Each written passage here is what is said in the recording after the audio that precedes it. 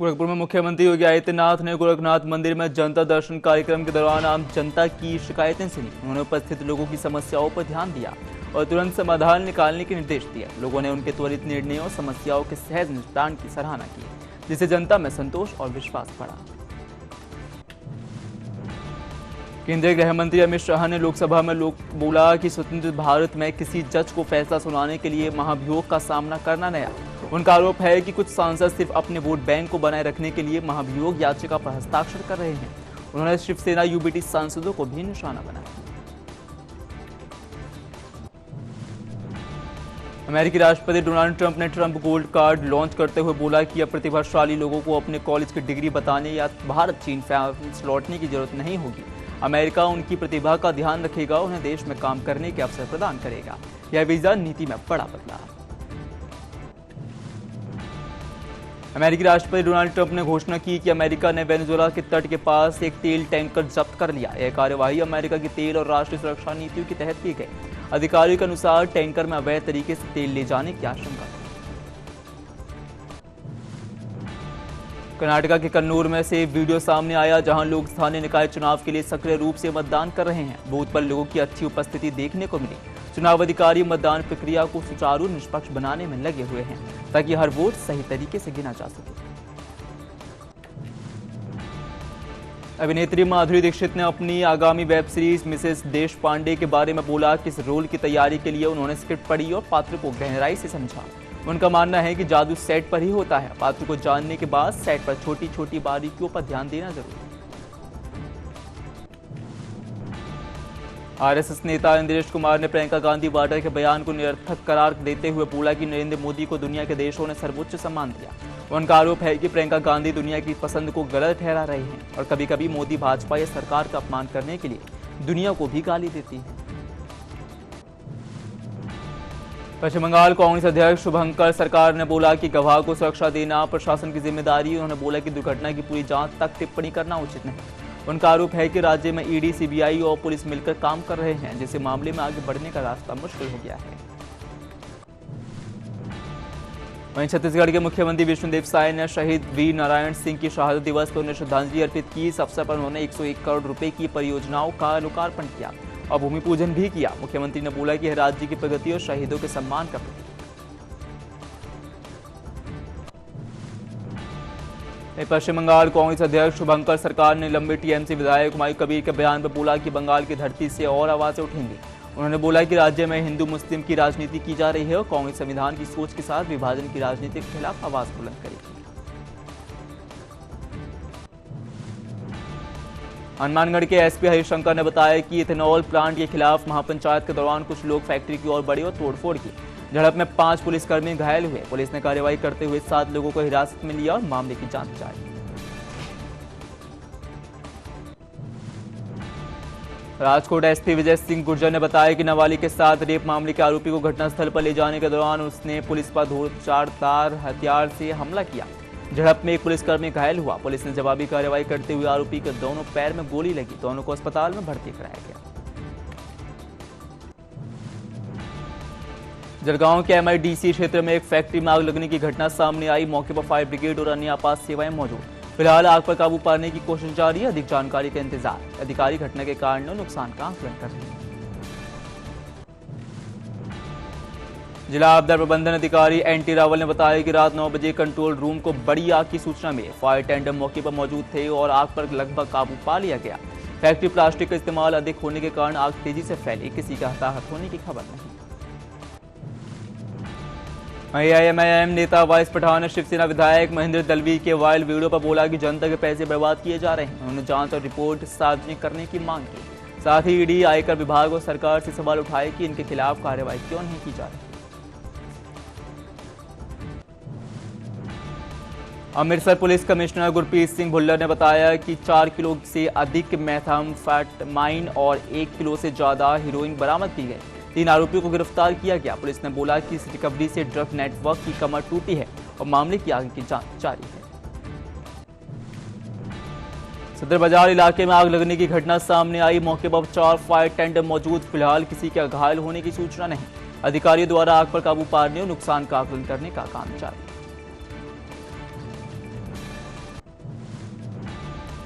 नागपुर में कांग्रेस नेता विजय वडेट्टीवार ने बोला कि एसआईआर कराने का अधिकार सरकार का न कि चुनाव आयोग का। उन्होंने आरोप लगाया कि सरकार चुनाव आयोग का इस्तेमाल कर विपक्ष को कमजोर करने के लिए मतदाताओं को सूची से काट रही है। उनका कहना है कि चुनाव आयोग को वोटरों का निर्णय करने का अधिकार नहीं।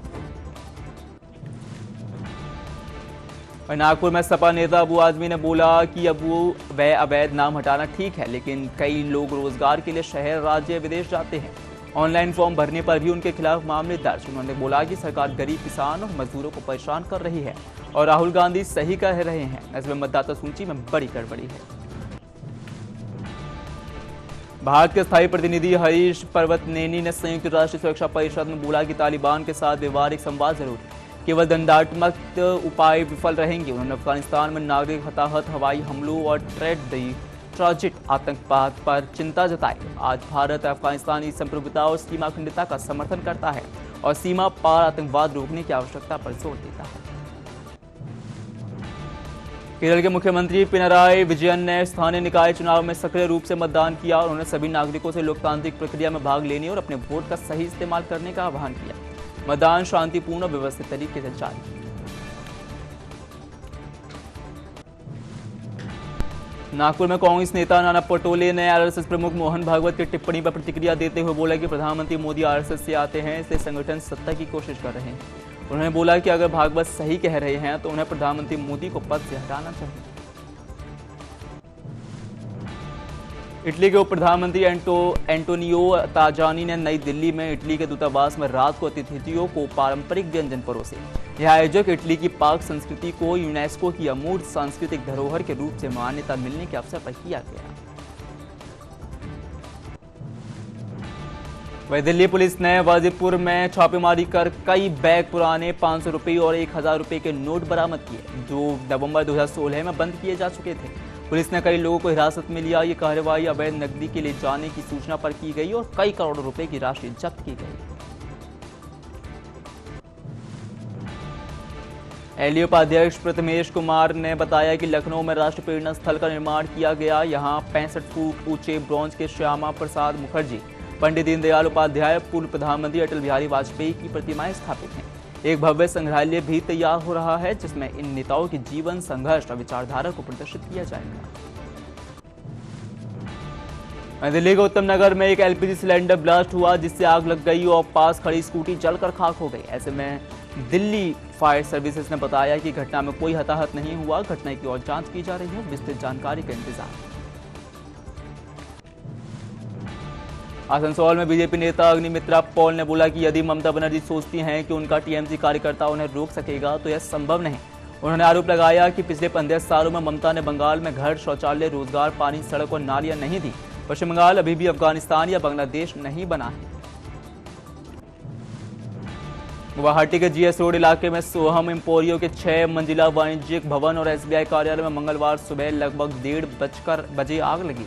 ऐसे में करीब 24 घंटे की मशक्कत के बाद फायर फाइटर्स, एनडीआरएफ, एसडीआरएफ और गुवाहाटी रिफाइनरी की टीमों ने आग पर काबू पाया।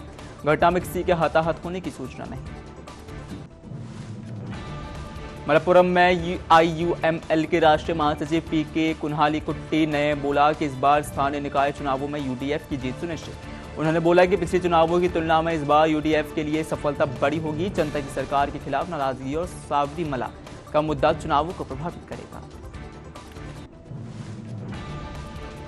गोवा के मुख्यमंत्री प्रमोद सावंत ने बोला कि नाइट क्लब आग हादसे के तुरंत बाद गृह विभाग, फायर ब्रिगेड और प्रशासन सक्रिय है। 25 मृतकों के शव परिजनों को सौंपे जा चुके हैं। 6 घायल गोवा मेडिकल कॉलेज में उपचाराधीन हैं। 6 गिरफ्तार और 3 निलंबित। मजिस्ट्रेट जांच और ऑडिट कमेटी बनाई गई है। रिपोर्ट 8 दिनों में आएगी। दिल्ली में मुख्य न्यायाधीश ऑफ इंडिया सूर्यकांत ने बोला कि हर साल आयोजित इस वार्षिक मैच में बहुत उत्साह रहता है। बार और बेंच दोनों की तैयारी शानदार होती है और अच्छे खिलाड़ी अच्छी टीमों के साथ खेलते हैं।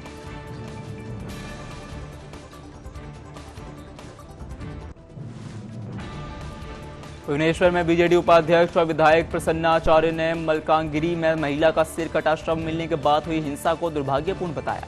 उन्होंने बोला कि राज्य में कानून व्यवस्था पूरी तरह ध्वस्त हो गई है और प्रशासन तथा पुलिस असफल है। उचित जांच की मांग करते हुए जिम्मेदारों के खिलाफ कार्रवाई की वकालत की।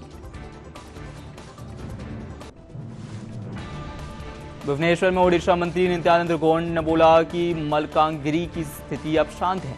उन्होंने आश्वासन दिया कि मोहन मजीठ सरकार के तहत कोई दोषी नहीं बच पाएगा। कुछ विपक्षी नेताओं और स्थिति बिगाड़ने की कोशिशों का जिक्र करते हुए मंत्री ने आदिवासियों बंगाली समुदाय की संयुक्त शांति समिति बनाने की सराहना की।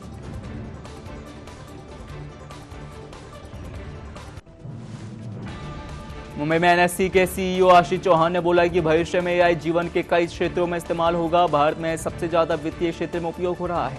एआई के आने से कुछ पारंपरिक नौकरियों में अवसर कम हो सकते हैं, लेकिन इससे लाखों नए अवसर भी उत्पन्न होंगे। कांग्रेस सांसद गौरव गोगोई ने बोला कि बीजेपी वर्तमान मुद्दों से भागने के लिए व्हाट्सएप हिस्ट्री का सहारा लेती है। उन्होंने गृह मंत्री पर वोट चोरी के सवालों का जवाब न देने और चुनाव आयोग के चयन पैनल से सीजेआई को हटाने के मुद्दे को जोड़ने का आरोप लगाया।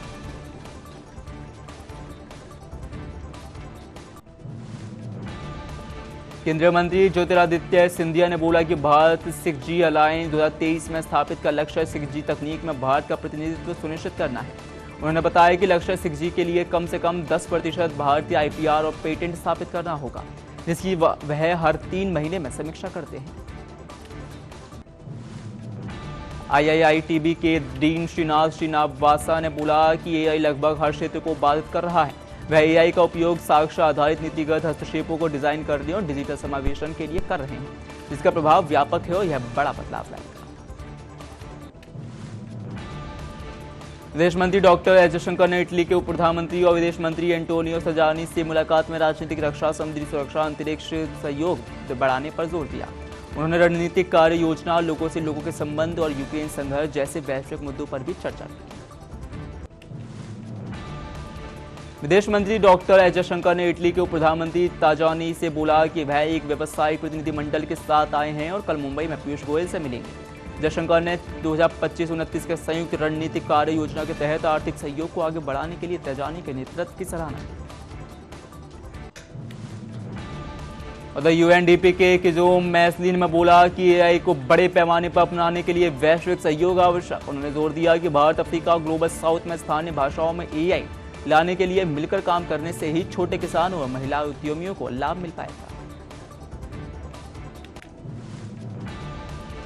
उप मुख्यमंत्री दिया कुमारी ने प्रवासी राजस्थानी दिवस पर सभी को बधाई दी और दीपावली को यूनेस्को द्वारा अमूर्त सांस्कृतिक विरासत के रूप में मान्यता मिलने पर खुशी व्यक्त की। उन्होंने बोला कि पर्यटन में अपार संभावनाएं हैं और पर्यटन नीति लॉन्च की गई है। राज्यसभा सांसद और वरिष्ठ अधिवक्ता कपिल सिब्बल कांग्रेस संसदीय दल की अध्यक्ष सोनिया गांधी के आवास से रवाना हुए। हालांकि मुलाकात का उद्देश्य तुरंत ज्ञात नहीं हो सका।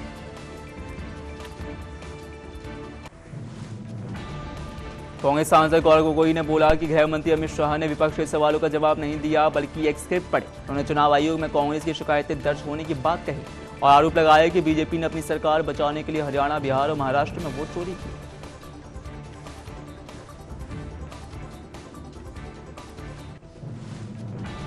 यूपी के उप मुख्यमंत्री केशव प्रसाद मौर्य ने एसआईआर को लोकतंत्र का महायज्ञ बताया और बोला कि बीजेपी कार्यकर्ता चुनाव आयोग के निर्देश पर काम कर रहे हैं। उन्होंने आरोप लगाया कि विपक्ष इस प्रक्रिया में भाग ले रहा है, लेकिन बाहर बेवजह इसका विरोध कर रहा है।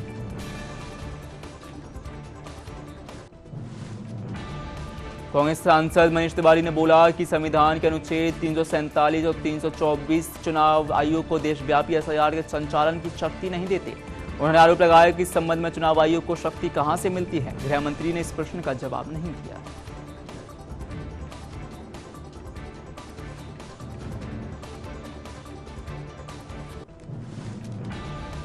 लोकसभा में विपक्ष के नेता और कांग्रेस सांसद राहुल गांधी ने गृह मंत्री अमित शाह के भाषण पर बोला कि उनका जवाब पूरी तरह से रक्षात्मक था। उन्होंने आरोप लगाया कि शाह ने विपक्ष द्वारा उठाए गए मुख्य बिंदुओं का कोई जवाब नहीं दिया।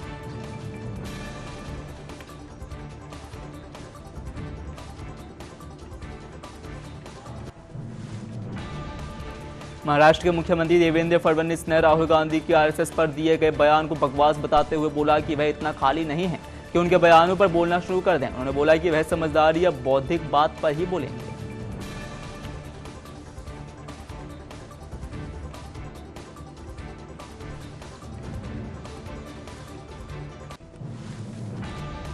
लोकसभा में विपक्ष के नेता राहुल गांधी ने गृह मंत्री अमित शाह के जवाब को पूरी तरह से रक्षात्मक बताया और बोला कि उन्होंने पारदर्शी मतदाता सूची, ईवीएम आर्किटेक्चर और हरियाणा बिहार में बीजेपी नेताओं के वोट जैसे मुख्य सवालों का जवाब नहीं दिया। विपक्ष के वॉकआउट के बाद गृह मंत्री अमित शाह ने बोला कि वह 200 बार बहिष्कार कर सकते हैं, लेकिन एक भी घुसपैठियों को वोट नहीं डालने दिया जाएगा। शाह ने आरोप लगाया कि विपक्ष ने घुसपैठियों के मुद्दे पर वॉकआउट किया और उनकी नीति घुसपैठ को सामान्य बनाने की है, जबकि बीजेपी की नीति पता लगाना, हटाना और निर्वासित करना।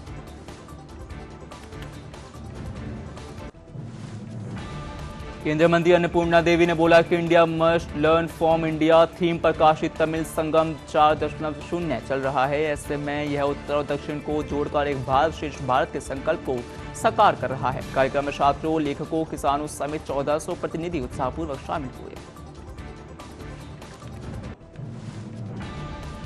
यूनेस्को समिति ने भारत के दीपावली त्योहार को विश्व विरासत घोषित किया। यह वैश्विक मान्यता भारत की बदलती शक्ति और बढ़ती वैश्विक पहचान का प्रतीक, जिसके लिए उन्होंने प्रधानमंत्री के मार्गदर्शन की प्रशंसा की।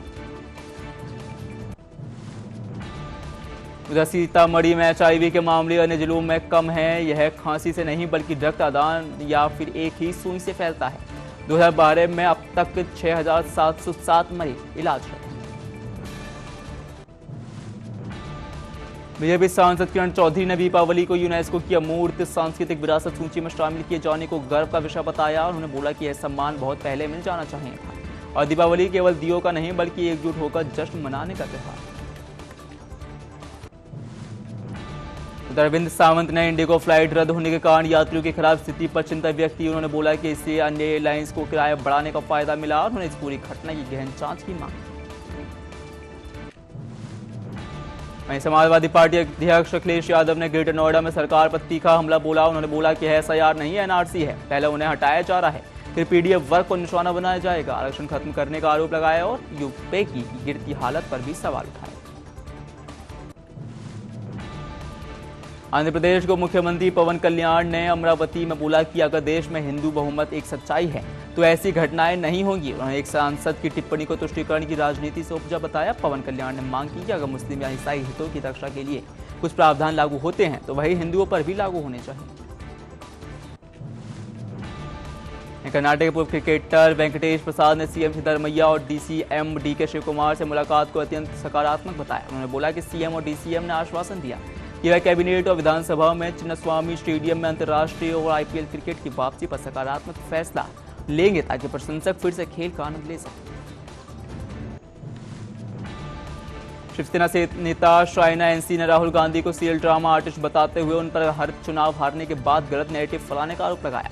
उन्होंने बोला कि राहुल गांधी को CEC, चुनाव आयोग, EVM, मतदाता और CCTV पर सवाल उठाने के बजाय वंदे मातरम जैसे आवश्यक मुद्दों पर बहस में भाग लेना चाहिए।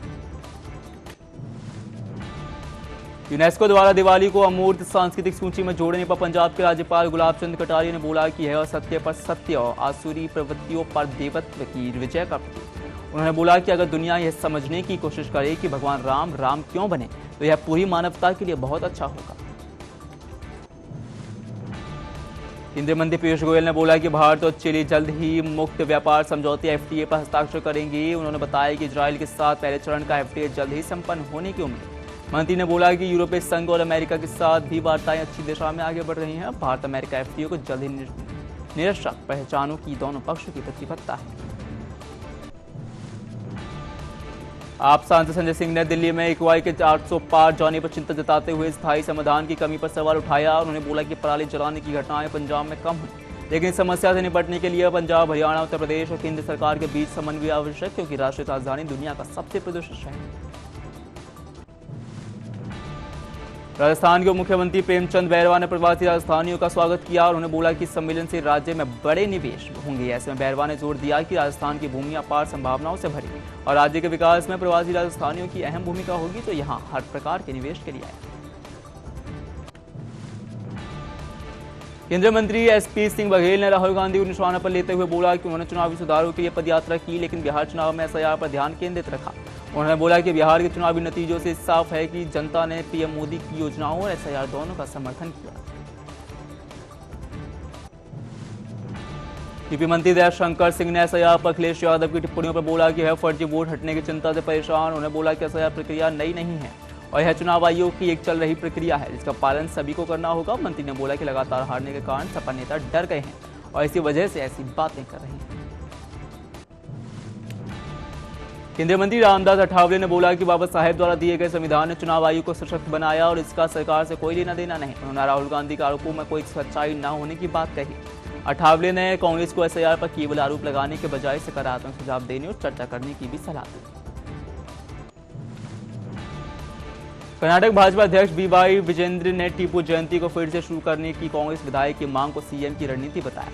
उन्होंने आरोप लगाया कि सीएम किसानों की दुर्दशा, उत्तरी कर्नाटक के मुद्दों और सिंचाई परियोजनाओं जैसे जरूरी मुद्दों से ध्यान भटकाने के लिए विधायकों को उकसा रहे हैं। एनसीपी एससीपी सांसद सुरेश रेखा गोपनीनाथ ने महात्रे ने नवी मुंबई अंतर्राष्ट्रीय हवाई अड्डे यानी एनएमआईए का नाम डीबी पाटिल के नाम पर रखने की मांग की। उन्होंने बोला कि पाटिल ने किसानों, युवाओं और महिलाओं के लिए अत्यधिक योगदान दिया। सांसदों ने आरोप लगाया कि महाराष्ट्र सरकार के 2022 के प्रस्ताव पर केंद्र पिछले 3 साल से कोई फैसला नहीं ले रहा। केंद्रीय मंत्री चिराग पासवान ने ईवीएम पर राहुल गांधी के बयान पर बोला कि कांग्रेस का संवैधानिक संस्थाओं पर कोई भरोसा नहीं रहा, वे अराजकता की ओर बढ़ रहे हैं। उन्होंने बोला कि यह वोट चोरी नहीं बल्कि समर्थन आधार की चोरी जो कांग्रेस खो चुकी है। पासवान ने सदन से राहुल गांधी की अनुपस्थिति पर भी सवाल उठाते हुए इसे गैर गंभीरता का प्रदर्शन बताया। डीएमके सांसद तिरुचि शिवा ने बताया कि जस्टिस जीआर स्वामीनाथन के खिलाफ 13 पुराने आरोपों पर लोकसभा के 107 सांसदों ने महाभियोग नोटिस जारी किया। अगस्त में भी राष्ट्रपति सीजेआई को याचिका दी गई थी। अब स्पीकर के फैसले का इंतजार। भारत में ओमान के राजदूत शेख हुमैद बिन अली बिन सुल्तान अल मानी ने पीएम मोदी की आगामी यात्रा को बहुत महत्वपूर्ण बताया है। यात्रा कूटनीतिक संबंध स्थापित होने के 70 साल पूरे होने पर और महामहिम की यात्रा के 2 साल बाद हो रही है। उत्तराखंड के सीएम पुष्कर सिंह धामी ने बोला कि मेरी योजना की 3 पुस्तिकाएं हर नागरिक को योजनाओं की जानकारी और लाभ दिलाएंगी। इनका उद्देश्य जमीनी स्तर पर योजनाओं का प्रभावी क्रियान्वयन सुनिश्चित करना। यूनेस्को द्वारा दिवाली को अमूर्त सांस्कृतिक विरासत सूची में शामिल करने पर कांग्रेस सांसद कुमारी शैलजा ने बोला कि यह देशवासियों के लिए गर्व का विषय। उन्होंने बोला कि हमारा सबसे पवित्र त्योहार दिवाली अब पूरी दुनिया में मनाया जाता है। छत्तीसगढ़ सीएम विष्णुदेव साय ने मुख्यमंत्री ग्रामीण बस सेवा योजना के दूसरे चरण का उद्घाटन किया। इसमें 23 रूट पर 24 बसें शुरू करके 180 गांवों को जोड़ा गया है। इस योजना के तहत नक्सल प्रभावित गांवों में बसें चलाई जा रही हैं।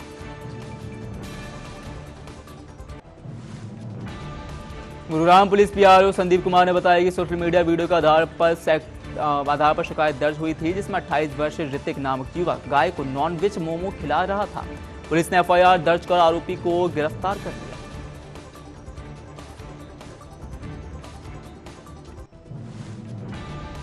बीजेपी द्वारा राहुल गांधी की जर्मनी यात्रा पर आलोचना के बीच कांग्रेस सांसद इमरान प्रतापगढ़ी ने बोला कि पीएम मोदी भी शीतकालीन सत्र के दौरान विदेश गए थे। सरकार महंगाई, इंडिगो संकट या मणिपुर पर बात नहीं करती, पर राहुल की विदेश यात्रा की उन्होंने ज्यादा चिंता है।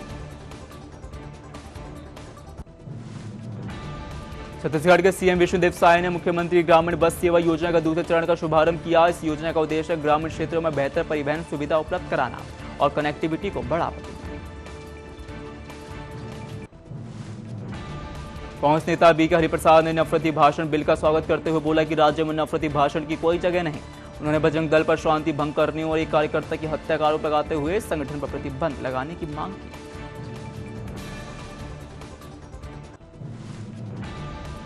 डीएमके सांसद कनिमोझी ने बोला कि जस्टिस स्वामीनाथन के फैसले धर्म के आधार पर पक्षपाती और लोगों में मतभेद पैदा करने वाले। उन्होंने बोला कि भारत एक धर्मनिरपेक्ष देश और एक व्यक्ति न्यायिक प्रणाली में लोगों का विश्वास नहीं खो सकता।